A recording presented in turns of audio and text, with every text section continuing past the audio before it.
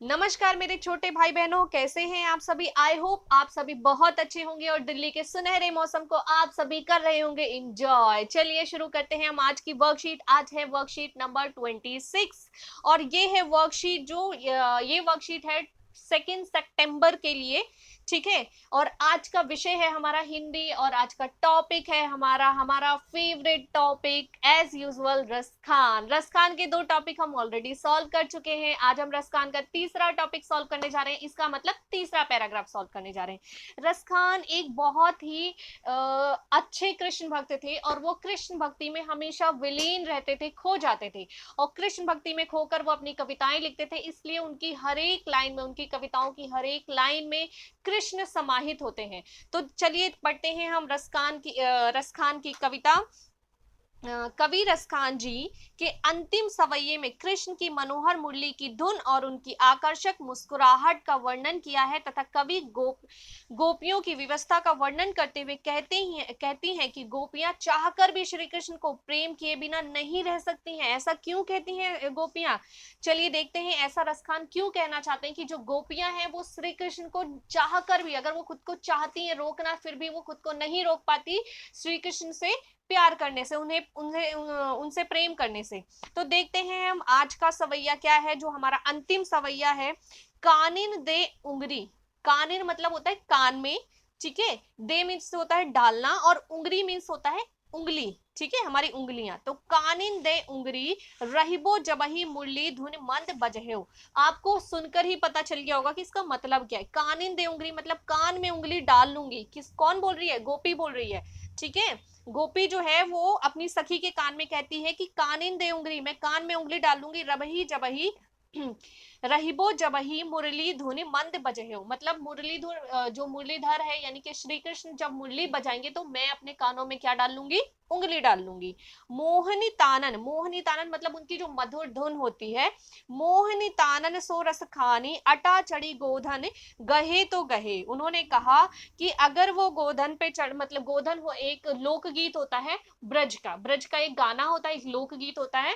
तो उन्होंने बोला कि अगर वो अपना लोकगीत शुरू कर देगा और वो अपनी मधुर धुन शुरू कर देगा तो वो बजाता रहे, मुझे कोई फर्क नहीं पड़ता, क्योंकि मैं अपने कानों में उंगली डाल लूंगी, मुझे कुछ सुनाई नहीं देगा। ठीक है। टेरी कहो सिगरे ब्रज लागन काल ही को कितने कितनो समझाए माई री वाह मुख की मुस्कान संहारी न जाए न जाए न जाए। तो उन्होंने क्या बोला कि आगे वो बोलती हैं कि ब्रिज के लोग कुछ भी कहें, ठीक है, चाहे कुछ भी करें चाहे कुछ भी कहें, लेकिन मेरे ऊपर कृष्ण का जो कोई भी असर नहीं होगा। मैं उसकी मुरली की धुन बिल्कुल भी सुनूंगी ही नहीं, ठीक है। इसलिए मेरे ऊपर उसका कोई वश नहीं होगा। ऐसा क्यों? उन्होंने बोला मायरी वामुख मतलब हे माँ, जब वो बोलता है, जब वो अपनी धुन बजाता है तो मैं इतनी उसमें खो जाती हूँ, इस तरीके से उसमें आकर्षित हो जाती हूँ कि मैं खुद को रोक नहीं पाती और उसके वश में हो जाती हूँ। ठीक है, मैं खुद को रोक नहीं पाती, उसके वश में हो जाती हूँ, उसके प्रेम में पड़ जाती हूँ और मैं उसमें खो जाती हूँ। पर मैं उसमें खोना नहीं चाहती, इसलिए मैं अपने कानों में उंगली डाल लूंगी ताकि मुझे कुछ सुनाई ही ना दे। चलो इसका देख लेते हैं हम, इसकी व्याख्या भी देख लेते हैं। हमें व्याख्या दी गई है, श्री कृष्ण की मुरली तथा उनकी मुस्कान पर गोपी अपनी सखी से कहती है। श्री कृष्ण की मुरली और उनकी मुस्कान के ऊपर जो गोपी है वो अपनी सखी यानी सहेली से कहती है, जब श्री कृष्ण मंद मंद मधुर स्वर में मुरली बजाएंगे। ठीक है, जब श्री कृष्ण मंद मंद, मंद मतलब होता है धीरे धीरे, मधुर स्वर में यानी सुरीली आवाज में मुरली बजाएंगे तो मैं अपने कानों में उंगली डाल लूंगी ताकि मुरली की मधुर तान मुझे अपनी ओर आकर्षित ना कर सके। वो क्या कहते हैं कि ताकि मुरली की जो मधुर धुन है वो मुझे अपनी ओर आकर्षित ना कर सके। कौन कह रहा है ऐसा? ऐसा गोपी कह रही है। किसके लिए कह रही है? श्री कृष्ण के लिए कह रही है। और किससे कह रही है? अपनी सखी यानी सहेली से कह रही है। श्री कृष्ण ऊंची अटारी पर चढ़कर मुरली की धुर तान मधुर तान छेड़ते हुए गोधन गाने लगे तो गाते रहे। उसने बोला कि श्री कृष्ण ऊंची अटारी पे, अटारी मतलब होता है छत, श्री कृष्ण अगर किसी ऊंची अटारी पर चढ़कर मुरली की मधुर तान छेड़ते हुए मतलब बजाते हुए अगर गाते रहेंगे तो वो कहना चाहती है गाए तो गाए, मुझे क्या फर्क पड़ता है। उन्होंने क्या बोला? गाने लगे तो गाता रहे, परंतु मुझ पर उसका कोई असर नहीं हो पाएगा। उन्होंने कहा मुझ पर उसका कोई असर नहीं हो पाएगा। वो कितनी भी ऊंची अटारी पे चढ़ के अपनी मुरली की धुन बजाएगा पर मुझ पे उसका असर नहीं हो पाएगा। मैं ब्रज के समस्त लोगों को पुकार पुकार कर कहना चाहती हूँ, उन्होंने कहा ब्रज के जितने लोग हैं मैं सबको पुकार पुकार कर कहना चाहती हूँ कि कल मुझे कितना भी समझा ले, उन्होंने कहा कोई मुझे कितना भी समझा ले, कल कोई मुझे कितना भी समझा ले, चाहे कोई कुछ भी करे या कहे, मैंने श्री कृष्ण की आकर्षक मुस्कान देख ली तो मैं उसके वश में हो जाऊंगी। उन्होंने कहा कि मैंने अगर उसकी मुस्कान देख ली, उसको मुस्कुराते हुए देख लिया तो मैं उसके वश में हो जाऊंगी और खुद को नहीं रोक पाऊंगी। ठीक है, हाय रीमा, उन्होंने क्या बोला, हाय रीमा, उसके मुख की मुस्कान इतनी मादक है, मादक मतलब होता है मनमोहक, जो खुद को आकर्षित कर ले अपनी तरफ। तो उन्होंने बोला उसके मुख की मुस्कान इतनी मादक है कि उसके प्रभाव से बच पाना या संभल पाना अत्यंत कठिन है। उन्होंने बोला कि जब वो मुस्कुराता है तो ऐसे मुस्कुराता है कि खुद को रोक पाना कि हम उसे ना देखें और उससे प्रेम ना करें, ये मुश्किल नहीं कठिन है, बहुत ही अत्यंत दुर्लभ है, क्योंकि मुश्किल, बहुत मुश्किल हो जाता है कृष्ण से खुद को प्रेम करने से रोकना जब वो मुरली बजाते हैं। मैं उससे प्राप्त सुख को नहीं संभाल सकूंगी। उन्होंने साथ में ये भी बोला कि जब वो मुरली की धुन बजाता है तो उससे जो सुख मिलता है, जो शांति मिलती है उसे प्रेम करके, वो सुख, वो शांति को भी मैं नहीं संभाल पाऊंगी। तो ये थी आज की बहुत ही सुंदर अंतिम सवैया रसखान की, जो हम आज पढ़ चुके हैं। अब हम देख लेते हैं इसके प्रश्न। हमारा पहला प्रश्न है, प्रस्तुत पद्यांश में गोपी क्या क्या करना चाहती है, और प्रस्तुत पद्यांश में गोपी क्या क्या नहीं करना चाहती। ठीक है, तो इसका उत्तर अभी हम बताएं, नेक्स्ट स्लाइड में डिस्कस करेंगे। प्रस्तुत पद्यांश में गोपी श्री कृष्ण की आकर्षक मुस्कान देखने से क्यों बचना चाहती है।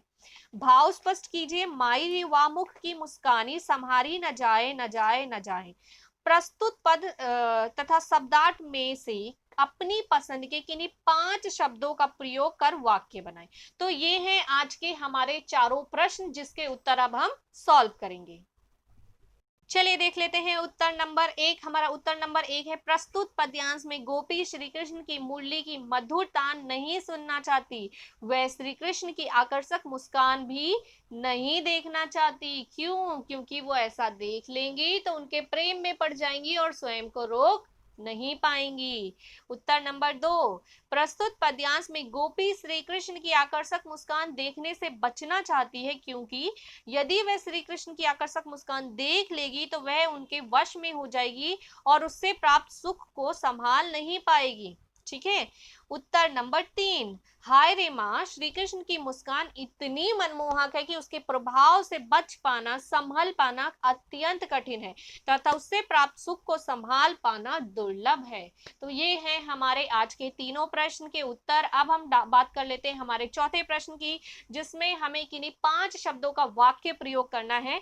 तो पहला शब्द है हमारा अंगुरी, जिसका मीनिंग है उंगली। ठीक है, चोट लगने से राहुल की उंगली जख्मी हो गई। सेकंड देख लेते हैं गोधन। गोधन का मीनिंग है ब्रज क्षेत्र में गाया जाने वाला लोकगीत। तो इसका वाक्य है, उमा बहुत ही सुरीला गोधन गाती है। अगला है वाह। वाह का मतलब होता है वह कल आएगा। बहुत ही सिंपल सेंटेंस है, आप अपने अकॉर्डिंग अपना वाक्य चेंज भी कर सकते हैं। अगर आपको इससे बेटर कोई वाक्य आता है, इससे इजी आता है या इससे टफ लिखना चाहते हैं आप, वो आता है आपको, तो आप वो रिप्लेस कर सकते हैं। धुनी। धुनी का अर्थ होता है धुन। सपना अपनी पसंद की धुन गुनगुना रही है। लास्ट है काननी। कानन का मतलब होता है कानों में। तो गीता ने मेरे कानों में अपने मन की बात बताई। तो ये है हमारे आज के 5 वाक्य प्रयोग और हमारे चारों उत्तर। अगर किसी बच्चे को कोई कंफ्यूजन है तो वो हमें बता सकता है। अच्छा, कुछ बच्चों के क्वेश्चंस आए थे, क्वायरीज आई थी कि उनको वीडियो क्लियर नहीं दिखती है। तो वीडियो क्लियर बेटा आपको इसलिए नहीं दिखती है क्योंकि वीडियो का रेजोल्यूशन आप हाई कर लो, आपको वीडियो क्लियर दिखेगी, ब्लर नहीं दिखेगी। अगर आपकी वीडियो ब्लर आ रही है तो आप अपने वीडियो के राइट हैंड साइड पे देखना 3 डॉट्स होंगे, उसको क्लिक करना, वहां रेजोल्यूशन आ जाएगा 180, 240, 360 ऐसे करके। तो आप 360 रेजोल्यूशन सेलेक्ट कर सकते हैं। उससे क्या होगा, आप क्वालिटी को क्लिक करेंगे, अगर क्वालिटी को क्लिक करेंगे तो रेजोल्यूशन आ जाएगा, ठीक है। वहां से आप अपना रेजोल्यूशन सेलेक्ट करिए, हाईएस्ट रेजोल्यूशन यानी 360 या 420 पे जाएंगे तो हाईएस्ट रेजोल्यूशन आ जाएगा, उससे आपकी वीडियो बिल्कुल क्लियर दिखाई देगी, बिल्कुल भी ब्लर नहीं होगी, ठीक है। और अगर आपको वीडियो से रिलेटेड और कोई कंफ्यूजन या क्वारी है तो आप हमसे पूछ सकते हैं। बाकी सभी बच्चों को हमारा चैनल सब्सक्राइब करना है, शेयर करना है, और अगर आपको वीडियो पसंद आती है तो आपको इसे लाइक करना है। मैं हूं महिमा और आपसे लेती हूं विदा, फिर मिलेंगे अगली वीडियो में। Bye bye.